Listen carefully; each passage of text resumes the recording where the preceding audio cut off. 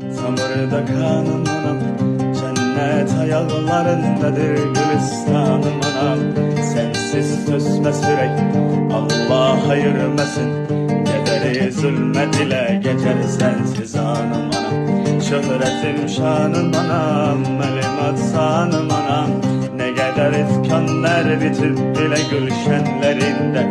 Sen ki bir ömrü fida eylemiş evladına. Ne kadar azap gizlenir saçının denleri. Mamam Yusuf, mutlu eder ortalığı.